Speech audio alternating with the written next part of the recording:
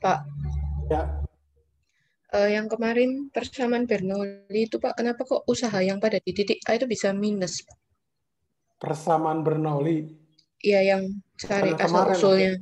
Oh, Iya, yang di video maksudnya, Pak. yang di video ya.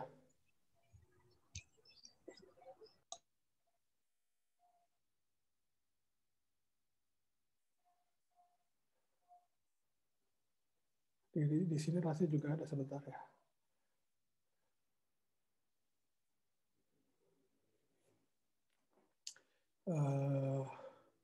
Atau saya share-in aja ya. Saya share.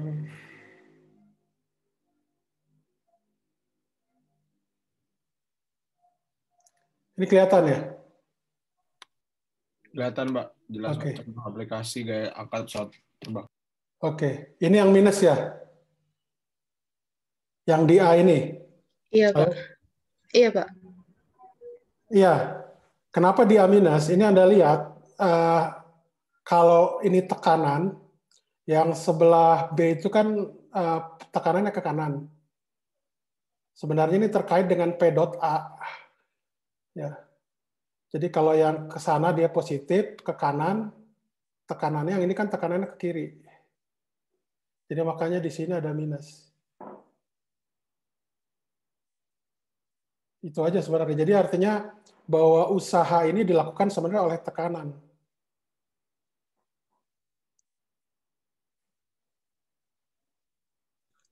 Baik, Yang Pak. menjawab ya. Iya, makasih.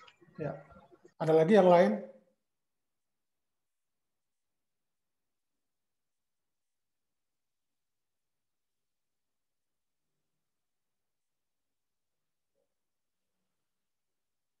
Ada lagi yang lain?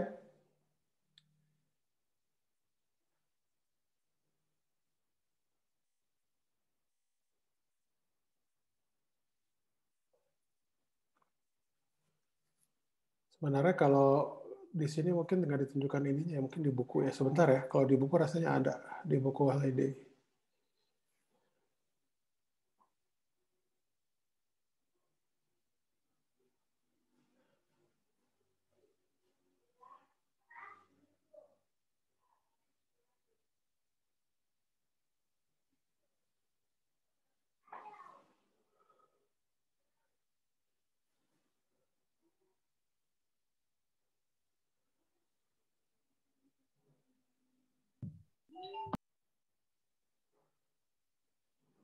Ada pertanyaan lagi nggak?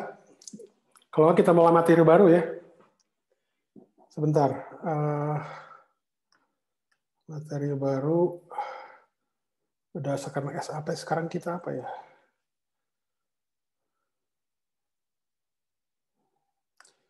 Jadi itu kurang lebih terkait dengan fluida dinamik ya.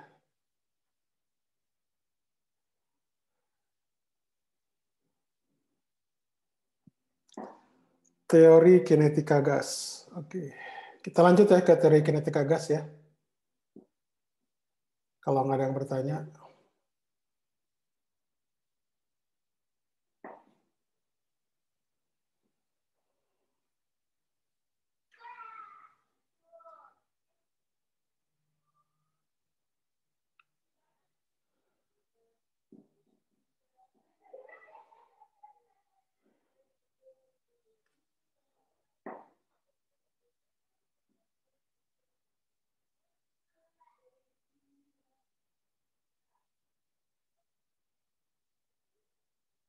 Bentar, kok ini nggak ada di sini.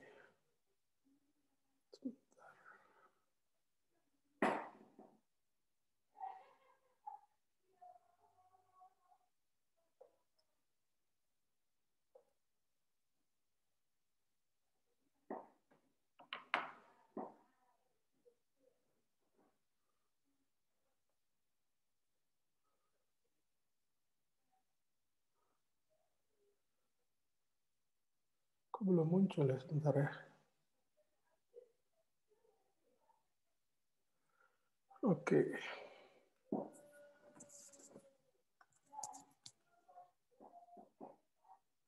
Ini terlihat ya? Terbaca? Halo? Baca, Pak. Oke, bacanya apa? Teori kinetik gas, Pak. Oke, ya kita lanjut ya materi ini. Ini mungkin kita mendahului ini karena tidak ada pertanyaan tadi ya. Jadi yang tadi tentang fluida segala macam itu kita meninjaunya secara makroskopik sebenarnya. Jadi kalau kita bertanya tekanan fluida itu datangnya dari mana sih gitu ya? Kan apa namanya fluida tersebut terbentuk dari atom-atom gitu. Apa kaitannya? Apa namanya besaran-besaran pada mikroskopik itu terkait dengan tekanan gitu. Nah, itu nanti akan terjawab di sini. Jadi kita berbicara tentang teori kinetika gas. Jadi sebenarnya sistem gas tersebut ini kita tinjau secara mikroskopik ya. Jadi dia mikroskopik itu bagaimana menghubungkan antara besaran-besaran yang bersifat makroskopik seperti tekanan, volume, temperatur dengan besaran-besaran dinamik dari pembentuknya. Besaran dinamik itu contohnya apa? Misalkan sebuah partikel, biasanya yang saya ukur apa besaran dinamik itu? Vincent. Besaran dinamik apa, Vincent? Iya, Pak. Besaran dinamik apa contohnya? Besaran dinamik itu maksudnya apa ya, Pak? Besaran dinamik. Yang menggambarkan dinamika partikel tersebut? Saya kurang tahu kayak, Pak. Ini Nabil Irawan ini, Anda ganti nama Anda jadi K20 depannya atau NIM? Oh, maaf Pak, udah saya ganti di web Zoom-nya, cuman sekarang kok belum ganti ya Pak, maaf. Oke, nggak apa-apa. Anda jawab. Besaran dinamik apa? Sejujurnya saya juga masih kurang paham Pak tadi seperti teman saya besaran dinamiknya. Ini Pak, tekanan, lalu kecepatan, gitu Pak kira-kira. Tadi siapa sih Rafa ya? Rafa Novak. Halo Rafa.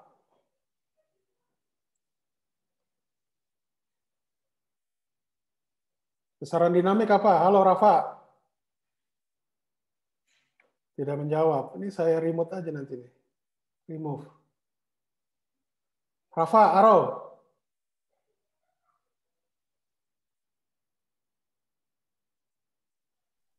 Maaf Pak, seperti itu dia bukan tidak menjawab Pak, tapi kayaknya dia itu mikrofonnya Rafa kayaknya belum masuk audio Pak. Oke, Daniel Jeans. Daniel. Ya Pak. Besaran dinamik itu apa? Yang menggambarkan dinamika partikel.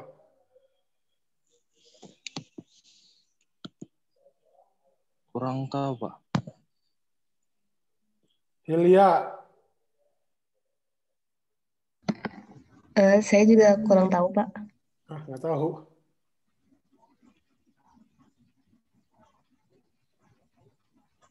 Mungkin Pak tadi yang bilang kecepatan sama tekanan itu benar atau enggak Pak? Kalau boleh tahu. Berapa tekanan dengan? Kecepatan Pak. Kalau buat teori kinetik gas kan biasanya itu. Iya, kecepatannya betul. Atau kalau mau lebih ininya lagi itu momentum. Momentum linear.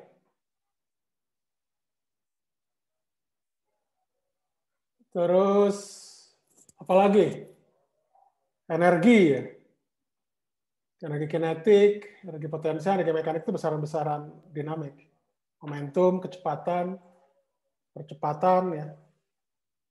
Gaya juga bisa kita sebut. Energi dalam masuk apa? Kalau energi dalam, nanti kan kita bahas. Energi dalam masuk. Jadi yang dikatakan besaran, saya berbicara itu tentang suatu partikel. Jadi besaran dinamik yang menggambarkan dinamika partikel. Jadi yang sederhananya itu adalah momentum, kecepatan, posisi, itu juga besaran dinamik. Percepatan juga, tapi percepatan biasanya terkait dengan gaya, ini dalam mekanika Newton. Ya. Tapi kalau secara umum di fisika, itu kita bicaranya biasanya momentum, posisi, kecepatan, dengan energi. Energi itu bisa energi mekanik, energi kinetik, gitu ya. Kalau energi dalam itu dia termasuk sudah sistem. Jadi kita berbicara tentang dinamika sistem. Kalau ini kita baru berbicara dinamika partikel dulu saja. Nanti kalau sistem, Itu nanti terkait dengan kumpulan partikel kan. Oke, kita lanjut ya. Nah, yang kita bahas khususnya pada kuliah ini itu tentang gas ideal, model gas ideal. Jadi ada beberapa asumsi terkait dengan gas ideal ini. Jadi secara umum di alam ini gas itu tidak ada yang ideal. Ini adalah penyederhanaan. Ya, ini penyederhanaan.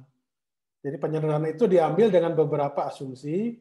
Pertama, gas tersebut itu terdiri dari partikel berupa atom atau molekul yang jumlahnya sangat besar. Kemarin saya udah bahas ya bahwa setetes air saja itu bisa ada 1 mol lebih kan partikel air atau molekul air ya. Jadi 1 mol itu kurang lebih 10⁻23 ya partikel. Jadi kalau Anda bandingkan dengan yang 1 miliar orang itu masih sangat jauh kan. Jadi emang ini sangat besar. Jadi asumsinya ini bisa dikatakan memenuhi lah ya. Jadi sangat besar. Ordernya 10⁻23 ke atas gitu. Itu jumlah partikel gitu ya. Padahal di alam semesta kalau Anda lihat seperti partikel air itu, molekul air ya kan ada unsurnya hidrogen dengan oksigen. Itu menurut para fisikawan itu walaupun jumlahnya itu sampai 100 pangkat 100 pangkat 100 partikel gitu, itu kandungannya tuh di alam semesta masih 5% gitu. Jadi besar juga memang relatif, tapi untuk kita di sini kalau kita bandingkan dengan jumlah orang di dunia, di bumi, itu jelas jauh lebih besar. Nah, kenapa ini penting? Sebenarnya nanti kalau nanti Anda belajar lanjut ya, tentang kata statistik, kenapa kita ini perlu ini jumlahnya sangat besar? Karena ini nanti sebenarnya kita belajar tentang statistik, bagaimana sebuah partikel itu punya kemungkinan menempati sebuah keadaan energi tertentu. Jadi kalau statistik kan statistik itu kan dia ada data, jumlah data. Ya. Jadi kalau jumlah datanya itu makin besar, statistik itu akan makin akurat. Anda kalau istilahnya kalau survei itu misalkan 10% dari jumlah penduduk, misalkan 25 juta ya di Indonesia, 15 juta lah kata Indonesia ya. 150 juta misalkan, apa lebih ya, 250 ya. Jadi 25 juta 10% itu udah sangat bagus sekali ya. Anda ngasih survei ke 25 juta orang, padahal secara statistik dan biaya juga mungkin itu terlalu boros.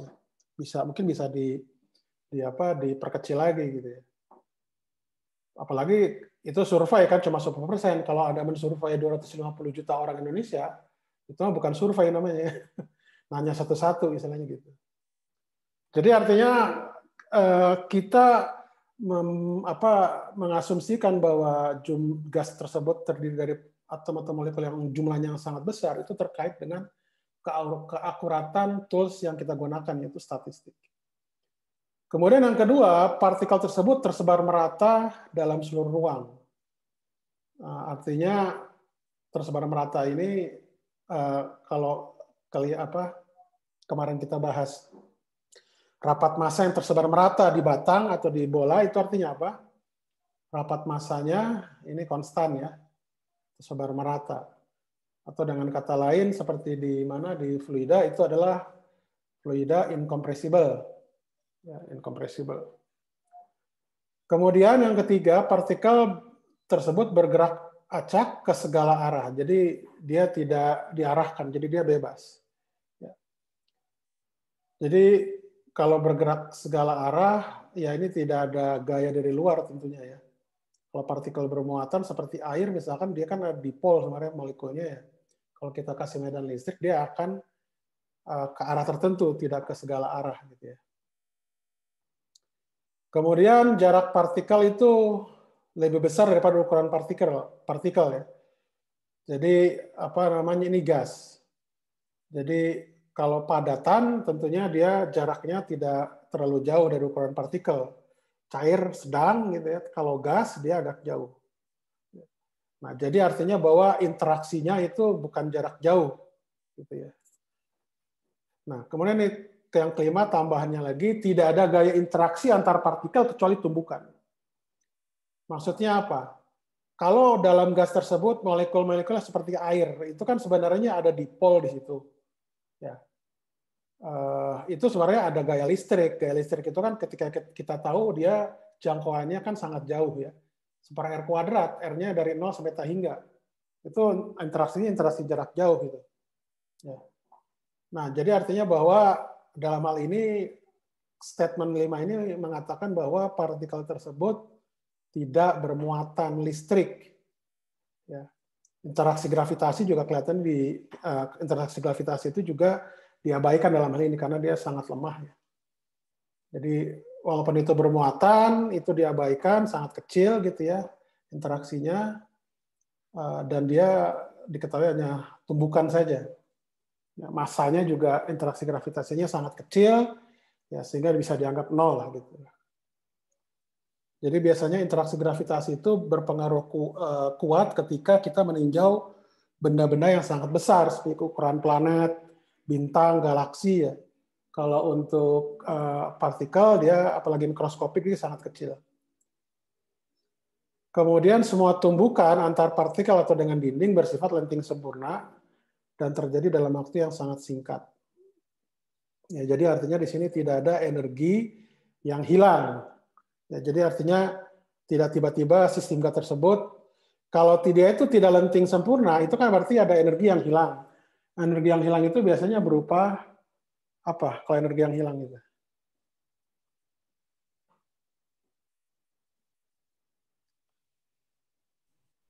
Mumtaz. Energi yang hilang itu biasanya berupa apa? Energinya jadi kayak energi lain, bentuk lain, kayak Ya, energi panas. Ya, energi panas. Ya. Jadi energi yang hilang itu biasanya berupa panas. Ya. Jadi di sistem gas tidak diapa-apain.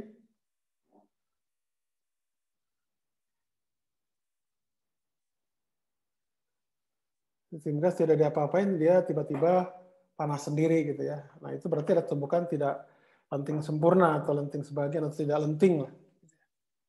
Kemudian yang ketujuh, hukum gerak atom Newton tentang gerak berlaku. Itu asumsi-asumsinya. Ada pertanyaan nggak tentang asumsi ini 1-7 sebelum kita lanjutkan lagi?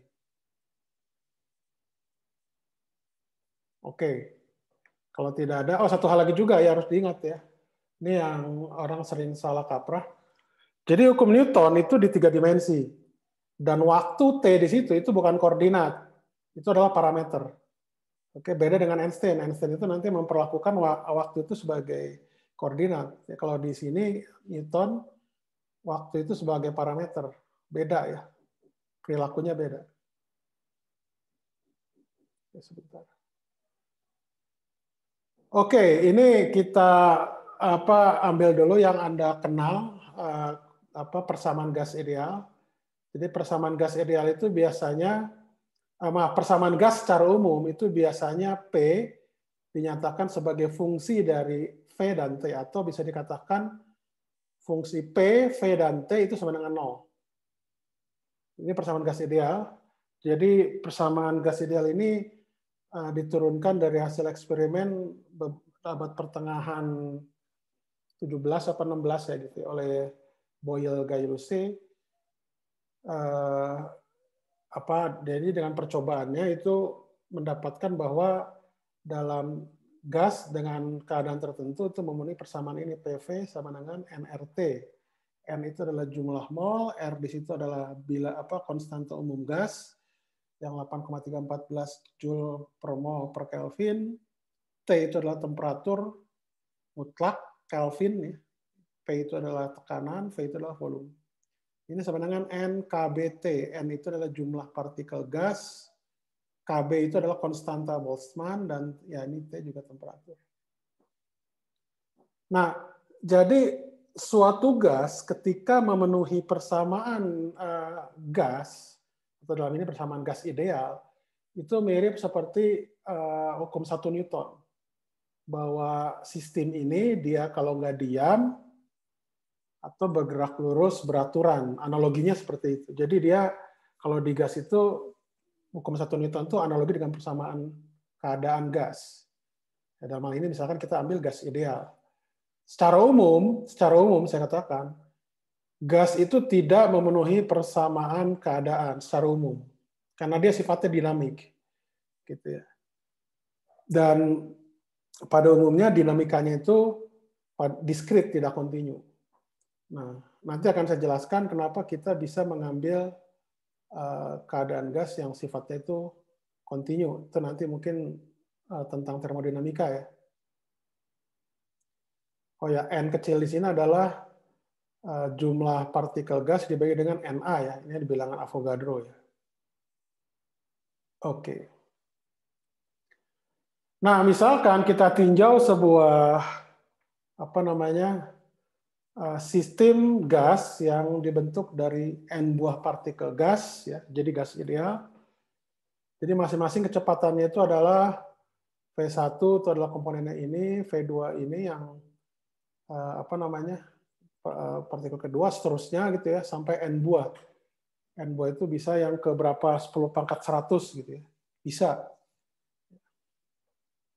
Ya, tapi dia kecepatannya seperti ini. Nah, jadi kecepatannya misalkan mula-mula itu adalah dia ke segala arah gitu ya. Seperti ini.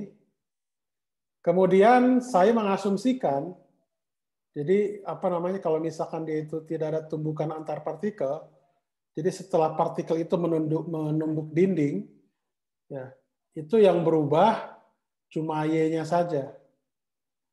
Jadi tumbukan, di sini ada gambar nggak ya? Oh nggak ada. Kita ambil di buku ya sebentar ya. Di buku mudah-mudahan ada gambar.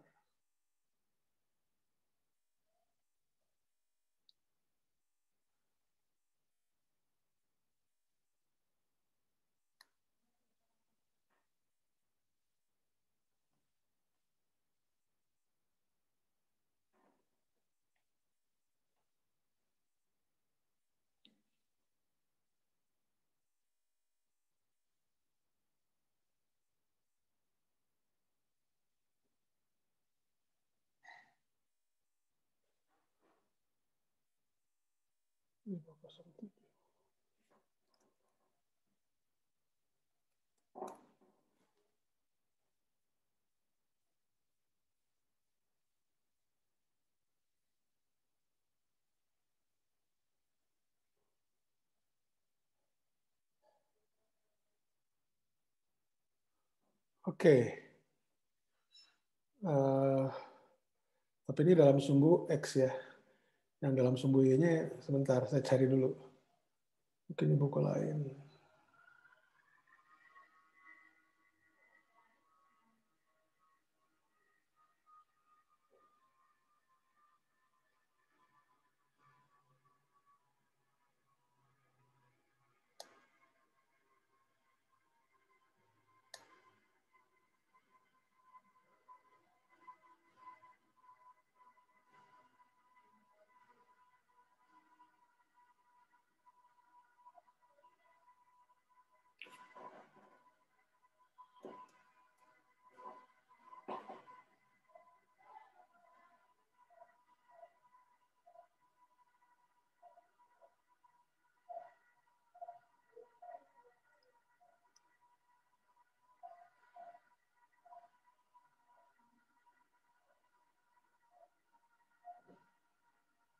Ini kelihatan ya.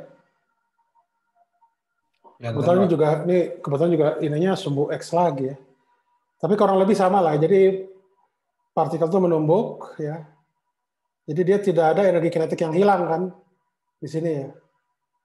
Cuma Vx-nya saja. Di sini kebetulan Vx ya. Cuma kebetulan di sini Vx-nya yang berubah dari plus, dari jatuh ke kanan jadi ke kiri. Gitu. Tapi secara umum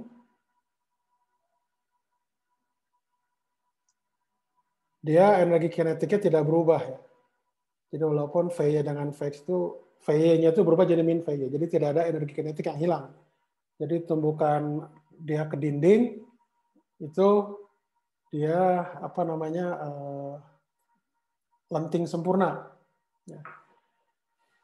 Nah, jadi kalau kita lihat perubahan momentumnya atau impulsnya itu adalah akhir dikurangi awal kan. Akhirnya itu adalah min VY. Awalnya VY, jadi ini kalau dikurangin jadi minus 2 MVY.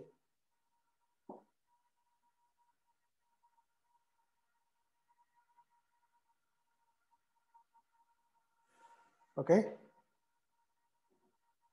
Nah, kemudian tadi selang waktu partikel tersebut, jadi dari posisi awal, kemudian dia itu menumbuk dinding, balik lagi, ya.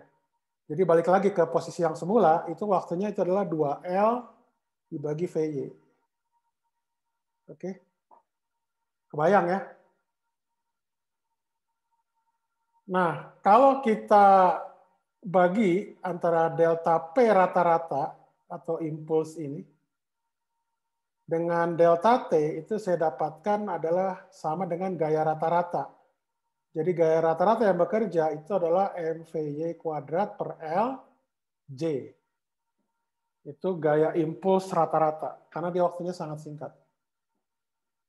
Sampai sini dulu ada pertanyaan nggak?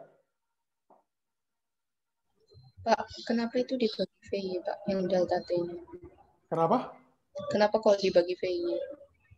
Karena dia ini yang berubahnya itu yang VY.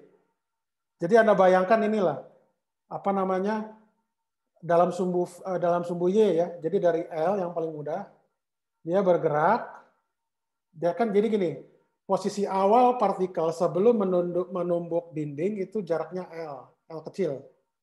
Jadi ketika dia bergerak, menumbuk dinding, balik lagi, gitu, terus ke posisi semula, kan waktunya 2L per VY kan.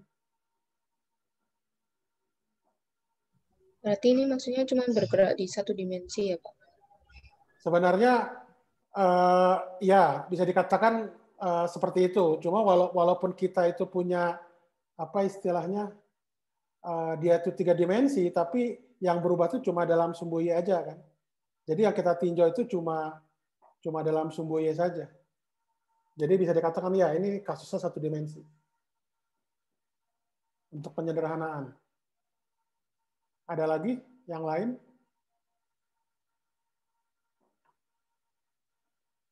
Oke, kalau tidak ada saya lanjutkan.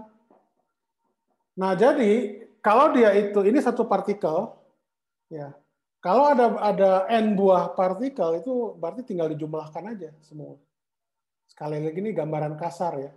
Tentunya kalau formalnya itu lebih rumit. Ya. Jadi kita mengambil analogi aja. Jadi kita membayangkan n buah partikel bersama-sama menumbuk dinding, kurang lebih seperti itu. Jadi rata-rata dari sistem n partikel ketika ditumbuk dinding, ya, yang dalam sumbu Y saja, itu sama dengan ini. Jadi jumlahan semuanya, kuadrat dari posisi, dijumlahkan semuanya untuk partikel pertama, kedua, dan seterusnya sampai n. Nah, karena gas ini kan gas, apa ya, bisa dikatakan gas yang sejenis ya, yang bisa dikatakan homogen bukan campuran ya.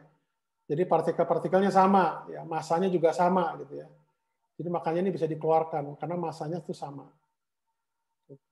Dan ini dibagi L gitu. Nah, tekanan pada dinding ya tekanan lah definisinya ya. Jadi kalau dinding tersebut itu punya luasan A, ya tinggal dibagi aja. Gaya rata-rata dibagi dengan A. Itu didapatkan M kali ini V kuadrat, ya jumlahan V kuadrat dibagi dengan V.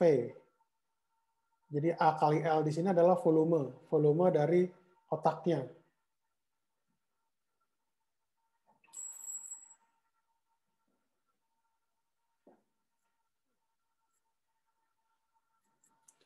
Oke, kita lanjutkan. Jadi apa namanya?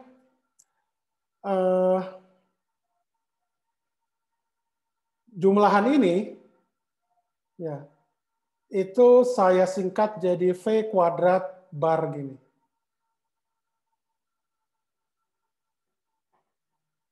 Sorry, maaf.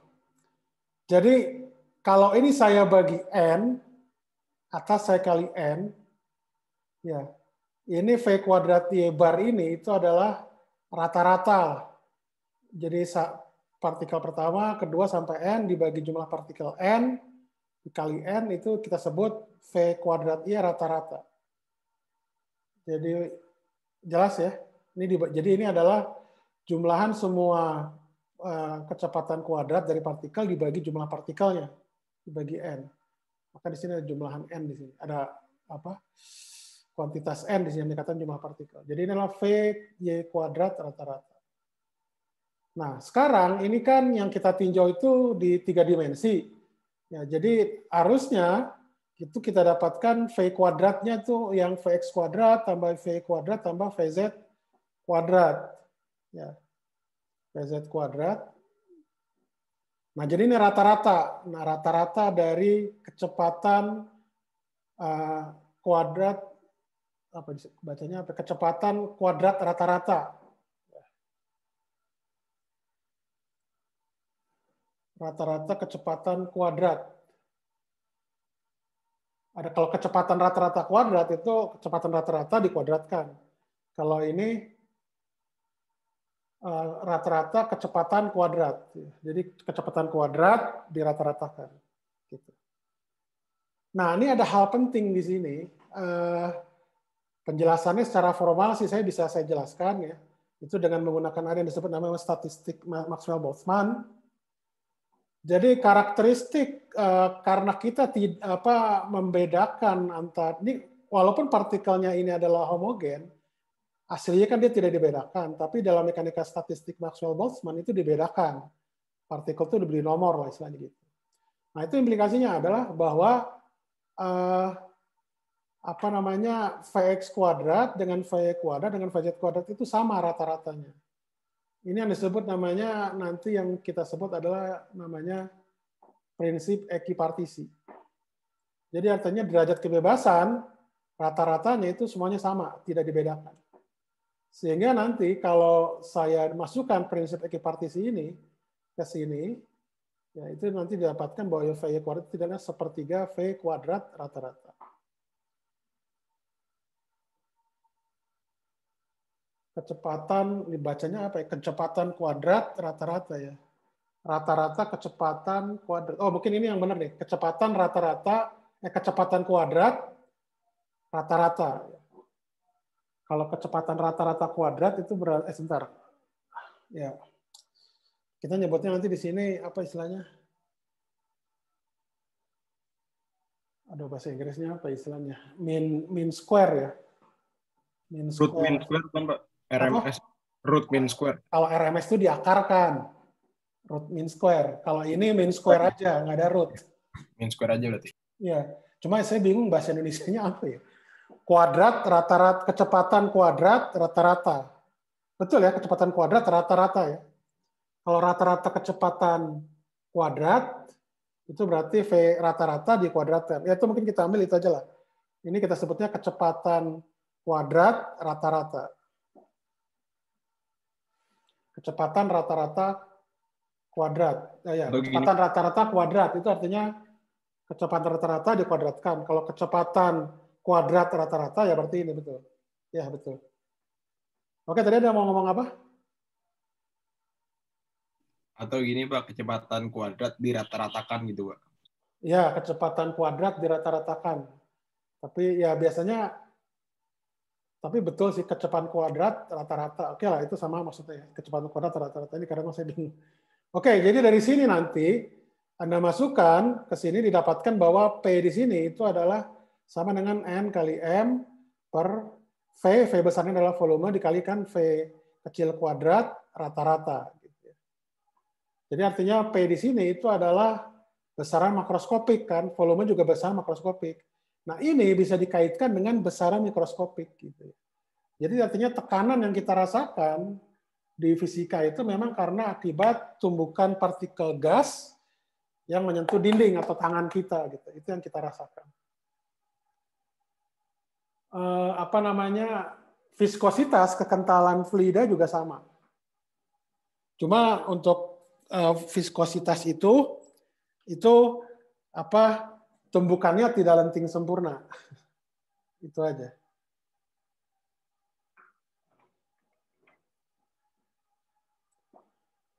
Nah, dari persamaan gas ideal yang PV sama dengan NKBT, ya, itu didapatkan bahwa T di sini, langsung saja ya, Anda udah tahu kan ini ya, ininya sederhana. Jadi, apa namanya, V kuadrat rata-rata itu adalah KB T per M. Jadi kalau misalkan saya ini kan, T di sini adalah 2/3 KB energi kinetik rata-rata.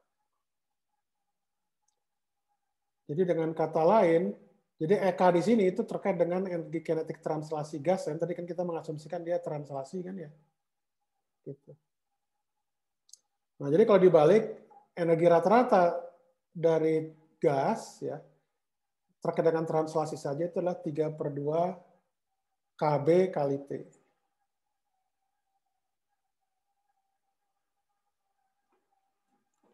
Nah, jadi kalau ini adalah energi kinetik rata-rata 3/2 KBT. Nah sekarang di situ kan ada N buah partikel. Ya.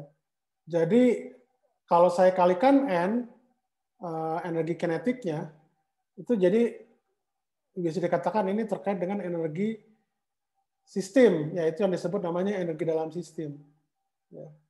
Jadi ini memang sesuai dengan prediksi bahwa energi dalam gas ideal itu hanya bergantung pada temperatur. Dan hal ini kita secara khusus untuk gas ideal yang kita bahas di sini adalah dia berbanding linear kan.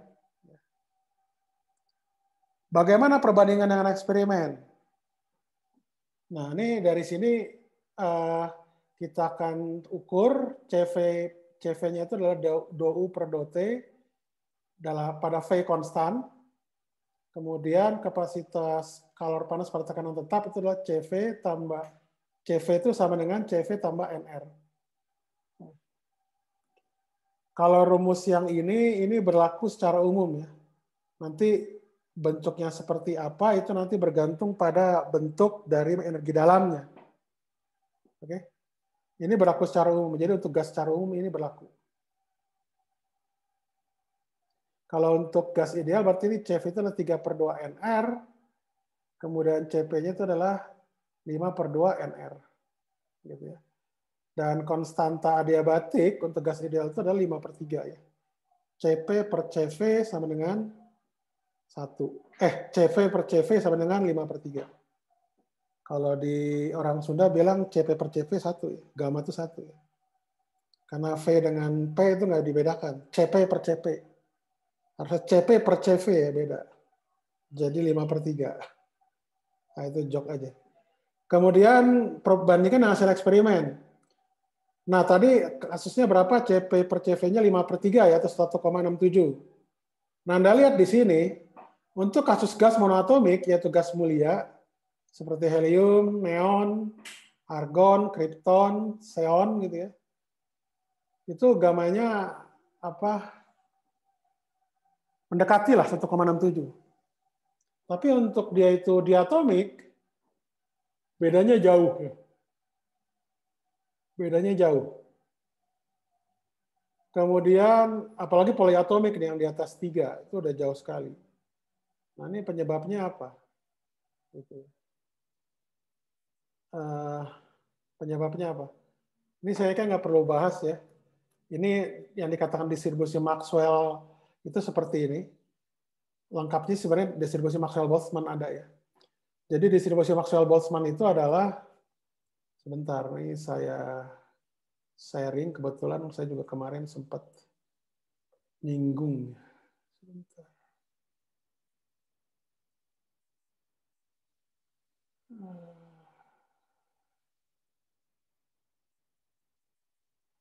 Sempat nyinggung.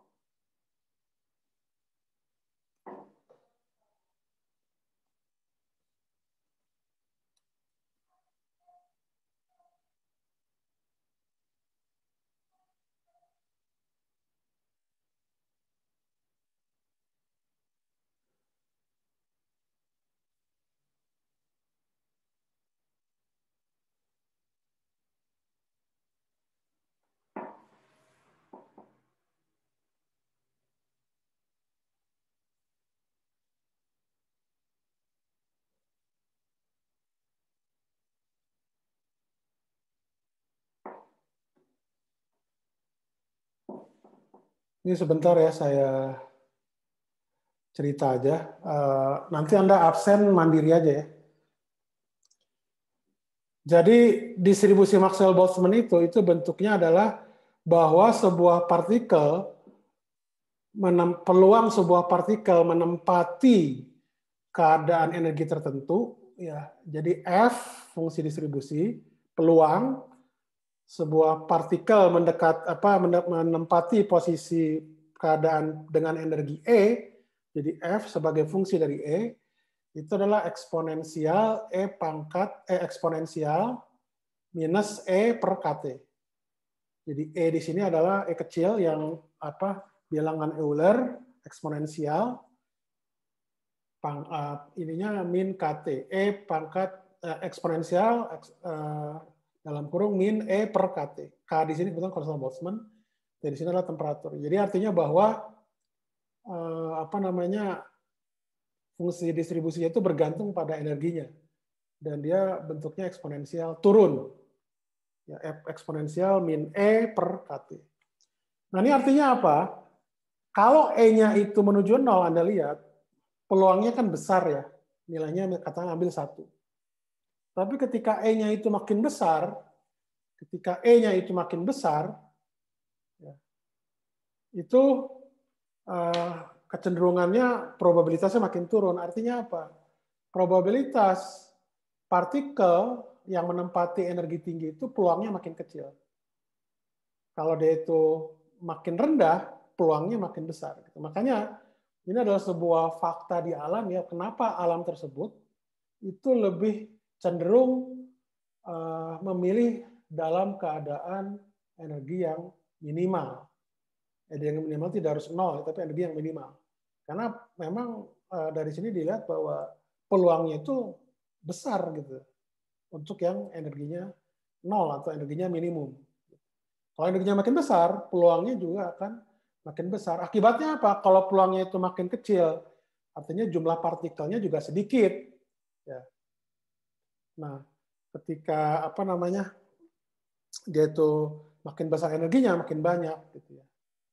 Nah ini makanya ini kalau dikaitkan dengan ekonomi itu kenapa orang kaya itu lebih sedikit dibanding dengan orang miskin.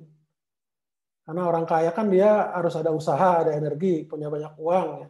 Dan itu kan tidak bisa diperoleh dengan cara spontan kan. Harus ada usaha, ada energi, baru Anda berubah. Nah itu yang dikatakan Maxwell-Boltzmann di ekonomi itu mungkin seperti itu. Jadi kalau Anda orang miskin, Anda tidak perlu usaha. Anda tidur di jalan, homeless, tidak punya apa-apa, udah termasuk miskin, karena tidak ada usaha di sana. Tapi ketika Anda mau berubah, Anda mau nilainya bagus, Anda harus ada usaha. Mungkin itu aja dari saya. Satu hal lagi,